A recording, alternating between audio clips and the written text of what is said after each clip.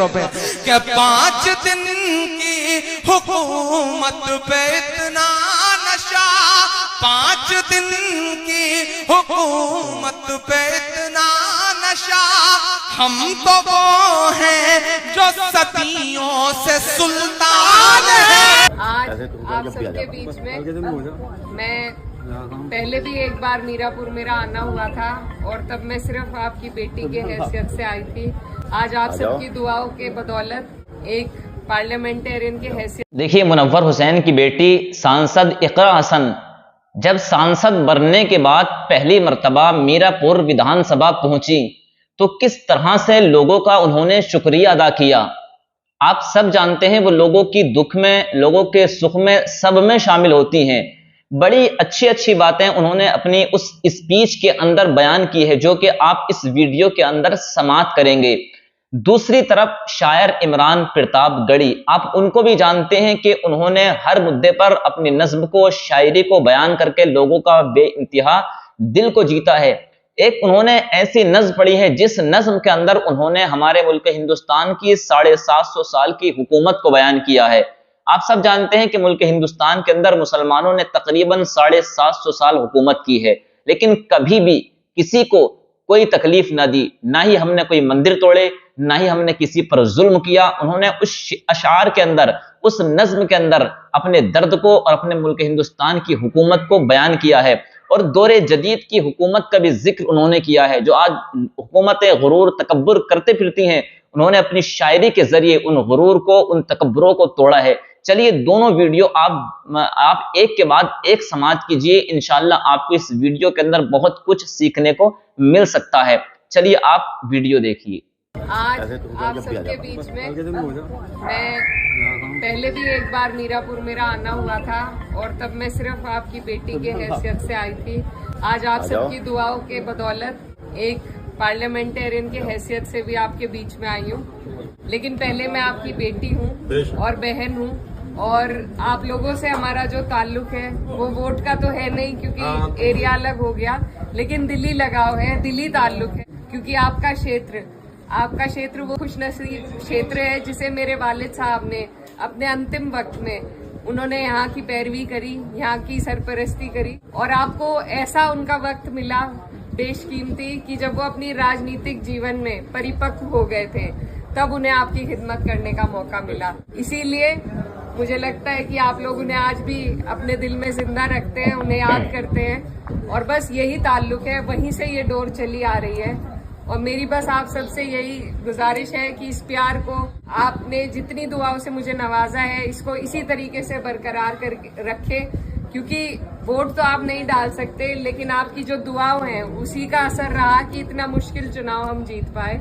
और मैं भले ही अपने क्षेत्र की पैरवी करूं, लेकिन आप लोग मेरे से दूर नहीं हैं, बहुत नजदीक हैं। जहां भी जिस भी लायक मैं हूं, आप लोगों का कोई ऐसा काम, कोई ऐसी अड़चन जिसे मैं दूर कर सकूं तो वो मेरे पास जरूर आइएगा आप। और इंशाल्लाह जैसे मेरे वालिद साहब आप सबके लिए खड़े रहते थे, मैं भी उसी तरीके से खड़ी रहूंगी।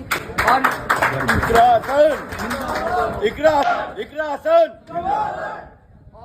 जिस तरीके से संसद में मैं अपने क्षेत्र की आवाज उठाती हूँ, आप लोग भी दूर नहीं है। मैं कोशिश करूंगी कि मेरी जो लड़ाई है, मेरी जो आवाज है, उसमें आपका भी हिस्सा रहे, आपके लिए भी मैं आवाज उठा सकूं। और ये घर हमारा पुराना घर रहा है, नजीर भाई हैं, इनसे पुराना ताल्लुक है, तो ये ताल्लुक ये इसी तरीके से बनकर बरकरार रहेगा।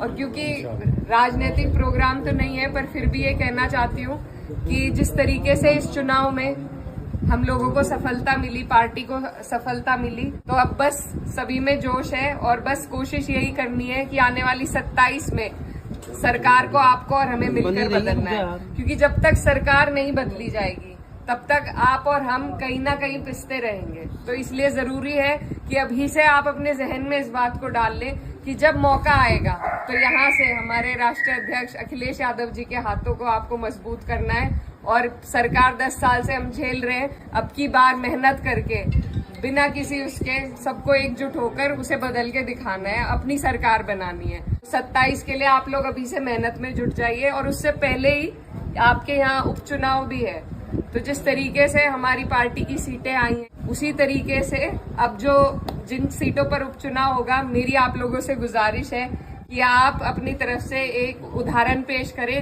कि सारी सीटें समाजवादी जीते। तो मैं तब भी आऊंगी जब चुनाव होगा, उस दौरान भी आना होगा, लेकिन अभी से मैं आपको पहले ही रिजर्व करके जा रही हूँ कि आप लोग सब आने वाले उपचुनाव में समाजवादी गठबंधन का साथ दे, प्रत्याशी कोई भी हो। अपने नेता के हाथों को हमें मजबूत करना है, तभी हमें आपको मजबूती मिलेगी। तो बस आप सबसे दुआओं की दरख्वास्त है। बहुत बहुत शुक्रिया। मैं अपने यकीन से जुड़ी हुई, अपने ईमान से जुड़ी हुई पढ़ता हूँ। उत्तर प्रदेश से लेकर के आपके यहाँ तक कुछ चेहरे निकल आए 5 लाख रुपए की पोटली लेकर। उन्होंने कहा ये 5 लाख रुपए ले लीजिए और घर वापस आ जाइए, घर वापसी कर दीजिए, ईमान से मुकर जाइए और हमारे यहाँ आ जाइए। मैंने सोचा एक नज्म कही जाए, लेकिन उस नज्म की तमहीद में मैं ऐसे तमाम सरफिरे चेहरों को एक वाकया बताना चाहता हूँ कि आप दौलत से ईमान का सौदा करना चाहते हैं। शायद आपने आंखें बंद कर रखी हैं। आप कितना भी भला बुरा कहें इस्लाम को, कितना भी बदनाम करने की कोशिशें करें, लेकिन आप भूल रहे हैं कि इस्लाम तो ऐसा मजहब है कि जब जब उसे दबाने की, बदनाम करने की कोशिशें की गई हैं, वो और बुलंदी के साथ दुनिया के सामने आया है। 1400 सालों की तारीख इस बात की गवाह है। मैं बेगूसराय में खड़ा हूं, मैं लखमीनिया में खड़ा हूं, लेनिनग्राद कहा जाता है इस इलाके को। यहां खड़ा होकर मैं पूरी जिम्मेदारी से हिंदुस्तान का एक जिम्मेदार नागरिक होकर के इस मंच से दहशतगर्दी की कड़े लफ्जों में मजम्मत करता हूं, मुखालफत करता हूं, निंदा करता हूं, क्योंकि जहां दहशतगर्दी है वहां इस्लाम नहीं हो सकता, और जहां इस्लाम है वहां दहशतगर्दी नहीं हो सकती। ये जो चेहरे आपके सामने नजर, मुसलमानों जैसा लिबास पहने हुए ये जो चेहरे नजर आ रहे हैं, हमारा आपका चोला ओढ़े हुए, दरअसल वो मुसलमान नहीं हैं, वो कुछ लोगों के पाले हुए ऐसे चेहरे हैं जो सिर्फ इस्लाम को बदनाम कर रहे हैं। आप कहते हैं कि इस्लाम खून बहाने की इजाजत देता है। मैं तो पूरी जिम्मेदारी से कहता हूं बेगूसराय वालों कि जो मजहब वजू करते हुए नाहक पानी बहाने तक की इजाजत न देता हो, वो खून बहाने की इजाजत कैसे दे सकता है? मैं पूरी जिम्मेदारी से यह बात कहता हूं, मैं कड़े लफ्जों में मजम्मत करता हूं। कभी इस्लाम कभी मासूमों का कत्ल करने की इजाजत नहीं दे सकता। अरे हम तो उनके मानने वाले हैं कि जिन पर रोज कूड़ा फेंकती थी एक गुड़िया, एक दिन जब उस कूड़ा नहीं फेंक पाई तो आप हुजूर अकरम सल्लल्लाहु अलैहि वसल्लम उसका हाल चाल लेने के लिए उसके घर गए। हम तो उनके मानने वाले हैं। ये जो लोग हैं इनके खिलाफ खड़े होइए, दहशतगर्दी की मजम्मत करिए, क्योंकि दुनिया आपकी तरफ बहुत बुरी नजरों के साथ देख रही है। बोलना पड़ेगा। मैं ये कह रहा हूं दोस्तों कि जिस तरह बिस्मिल्लाह कहकर शराब पीने से हराम शराब हलाल नहीं हो जाती, उसी तरह अल्लाह अकबर कह करके किसी मासूम का कत्ल कर देने से वो कत्ल जायज नहीं हो जाता। हम मजम्मत करते हैं इसके। पूरे हिंदुस्तान के 30 करोड़ मुसलमानों की तरफ से कहना चाहते हैं कि आप हम पे इल्जाम लगाते हैं दहशतगर्दी को पनाह देने की। आप ये बात क्यों भूल जाते हैं कि मुंबई अटैक के बाद जो दहशतगर्द मारे गए थे, आप उन्हें हमारी कब्रिस्तानों में दफनाना चाहते थे। उस वक्त मुंबई का पूरा मुसलमान लिखित तौर पर लेकर के हुकूमत के पास जाता है और कहता है कि हम अपनी कब्रिस्तानों में दहशतगर्दों को दफनाने की इजाजत तक नहीं देंगे। आप इन बातों को क्यों भूल जाते हैं? ये बदनाम करने की साजिशें बंद करिए, ये घर वापसी की साजिशें बंद करिए। आप कभी लबजहात लेकर आते हैं, कभी घर वापसी लेके आते हैं, कभी गाय लेके आते हैं, फिर कैराना लेकर के आते हैं, और अब आप जाकिर नाइक साहब को बदनाम करने की कोशिशों में लगे हुए हैं। हमारा अकीदा भी कैसा हो, हमारे मसलक अलग अलग हो, लेकिन ये बुरा दौर है। मैं आपसे गुजारिश करता हूं कि मसलकों की लड़ाई को मस्जिद और मदरसे तक महदूद करिए। सड़क पर एक नजर आइए, अपने खिलाफ होने वाले जुल्म के साथ खड़े होइए। आज नहीं खड़े होंगे तो आपका भी नंबर आने वाला है। मैं आपसे ये गुजारिश करते हुए नज्म शुरू करता हूं। वो कहते हैं 5 लाख लीजिए और घर वापस आ जाइए। वो ये भूल जाते हैं कि दुनिया की एक सुपर पावर ताकत में एक शख्स हुआ करता था। अल्लाह ने उसको ऐसा हुनर दिया था, उसके पैरों में ऐसा जादू था कि वो जब थिरकता था तो दुनिया अरबों डॉलर लुटा दिया करती थी। लेकिन उस शख्स को कहीं सुकून नहीं मिला तो उसने अपने चचेरे भाई से कहा कि मुझे सुकून की तलाश है। चचेरे भाई ने कहा सुकून चाहता है तो कुरान पढ़। उस शख्स ने कुरान पढ़ी और उसके बाद इस्लाम में दाखिल हुआ। उस शख्स का नाम था माइकल जैक्सन। आप रेट लगा रहे हैं 5 लाख, यहाँ अरबों डॉलर ठुकरा करके लोग इस्लाम की पनाह में आ रहे हैं और आप रेट लगा रहे हैं 5 लाख। कुछ बात तो है मेरे इस्लाम में, कुछ बात तो है मेरे इस्लाम में कि जिस शख्स के मुक्के से दुनिया कांपती थी वो सुकून की तलाश में इस्लाम में आकर के मोहम्मद अली हो जाता है। कुछ बात तो है मेरे इस्लाम में साहब, कुछ बात तो है मेरे इस्लाम में कि यूसुफ योहाना मोहम्मद यूसुफ हो जाता है। कुछ बात तो है मेरे इस्लाम में कि सुनीता विलियम्स जब अंतरिक्ष जाती हैं तो उन्हें वहां से सिर्फ 2 जगह रोशनी दिखाई पड़ती है और वो 2 जगह हैं मक्का और मदीना। कुछ बात तो है मेरे इस्लाम में। मैं एक नज़्म पढ़ता हूँ आपकी अदालत में साहब। ऐसे बहुत सारे चेहरे होंगे जिन्होंने शायद पहले नहीं सुना हो मुझे। मैं जिन चीजों के लिए या तो बहुत बदनाम हूँ या बहुत मशहूर हूँ, कोशिश करता हूं कि वहां तक आपको पहुंचाऊं। पढ़ता हूं साहब। कह रहा हूं मैं ये नाप कर तोल कर, मैं हिम्मत करता हूं मेरी आवाज से आवाज मिलाना। लबों पर हम सजा कर आयते कुरान निकले हैं, वतन पर मरने मिटने का लिए अरमान निकले हैं। जमाना अगर तुला है जान लेने पर तो क्या डरना, हथेली पर सजाकर हम भी अपनी जान निकले हैं। हथेली पर सजाकर हम भी अपनी जान निकले हैं। फैज भाई पढ़ता हूं न। कह रहा हूं मैं ये नाप कर तोल कर, अपने ईमान की आवाज पर बोल कर, अपने ईमान की आवाज पर बोल कर, ख्वाब घर वापसी का जो बुनते हैं वो, ख्वाब घर वापसी का जो बुनते हैं वो, मेरी धड़कन सुने कान को खोल कर, मेरी धड़कन सुने कान को खोल कर। हम मोहम्मद के इस्लाम की शान पर, देखता हूं कितनी मोहब्बत करते हैं आप अपने आका से। मैं पढ़ता हूं ये मिसरे कि हम मोहम्मद के इस्लाम की शान पर कल भी कुर्बान थे, अब भी कुर्बान है। हम मुसलमान हैं, हम मुसलमान हैं, हम मुसलमान हैं, हम मुसलमान हैं। मेरे भारत तेरी, मेरे भारत तेरी आन है, शान है। हम तेरी सरहदों के निगह, हम तो फारस अरब से भी आए नहीं।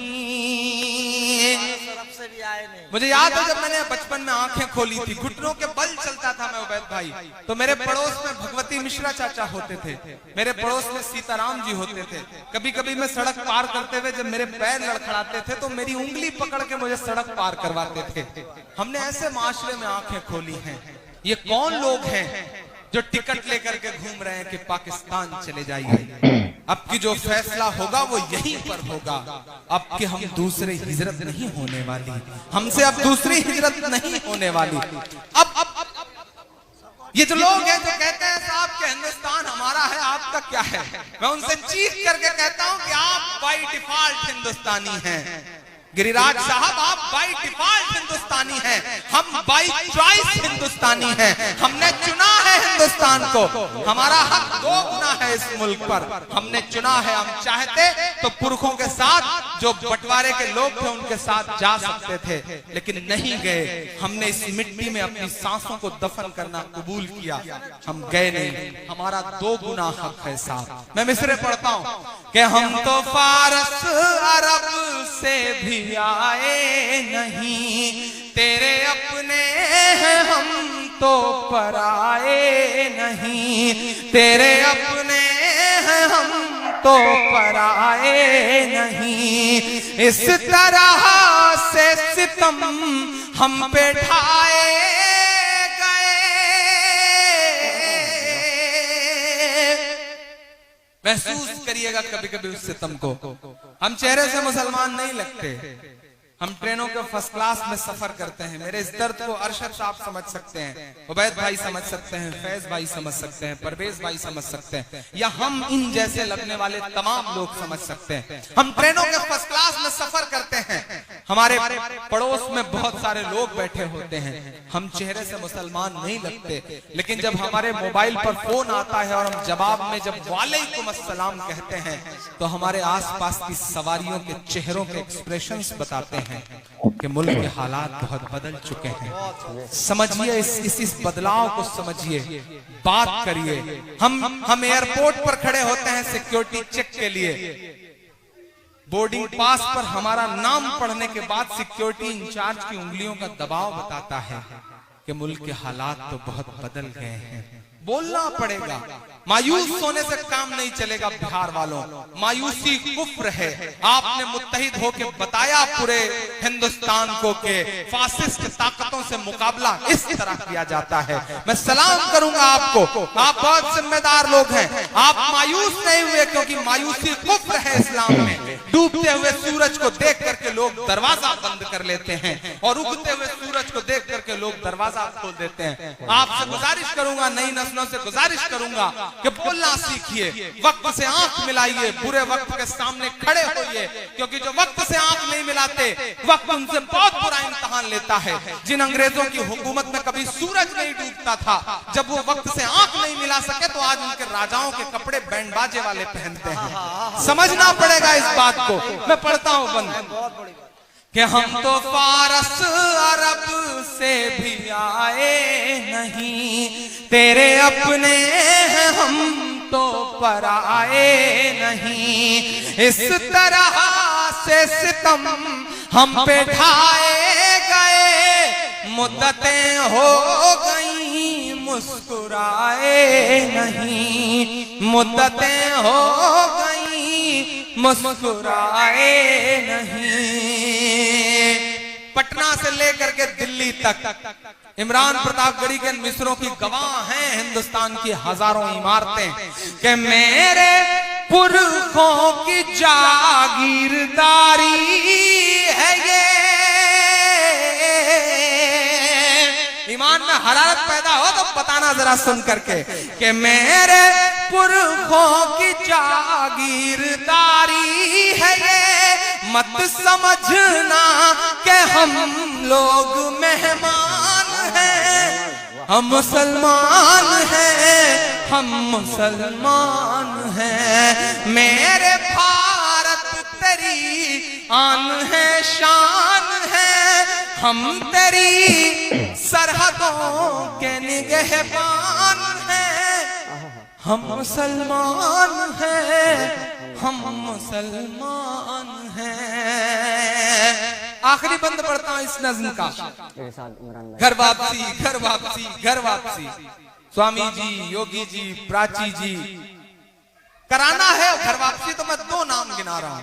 अगर करा सकिए तो उनकी करवाइए। पूरे हिंदुस्तान में बहुत पलकों पे बिठा के सुना है ये मिसरे, जिन पर मैंने कहा है वो तक चौंक गए थे ये मिसरे सुन करके। कहीं मैं पढ़ता हूं, सुनेगा कि सब पे लागू न ये सीखिए। स्वामी जी, सब पे लागू न ये बेबसी कीजिए, अपने घर की भी कुछ चौकसी कीजिए, अपने घर की भी कुछ चौकसी कीजिए। हाँ वो मुख्तार नकविया शहनवाज, जरा सा और जोश से सुनिएगा इन मिसरों को। हाँ वो मुख्तार नकविया शहनवाज, पहले उनकी तो घर वापसी कीजिए, पहले उनकी तो घर वापसी कीजिए। और जो उधर दोस्त खड़े हैं जिन्होंने पूरी रात एक भी मिसरे पे किसी को दाद नहीं दी है, मैं उन्हें भी पुकारता हूँ, मैं इन्हें भी लोगों को शामिल करता हूँ, ये सामने बैठे लोगों को और पीछे बैठे के शख्स को शामिल करता हूँ, क्योंकि अब जो मिसरे पढ़ने जा रहा हूँ ये आपके 800 सालों की तारीख है इन मिस्रों में। इमरान पढ़ता है ये मिसरे, मेरा ईमान, मेरा तेवर, मेरी खुददारी, मेरा ज़मीर बोलता है इन मिस्रों में कि 5 दिन की हुकूमत पे इतना नशा, एक एक हाथ तो यहां से वहां तक कसम है, एक एक हाथ हवा में उठा हुआ नजर आना चाहिए इन मिसरों पे कि 5 दिन की हुकूमत पे इतना नशा, 5 दिन की हुकूमत पे इतना नशा। हम तो वो हैं जो सदियों से सुल्तान हैं। हम मुसलमान हैं, हम मुसलमान हैं, हम मुसलमान हैं। जा जा जा जा जा जा जा। हम तो ये है जो सदियों से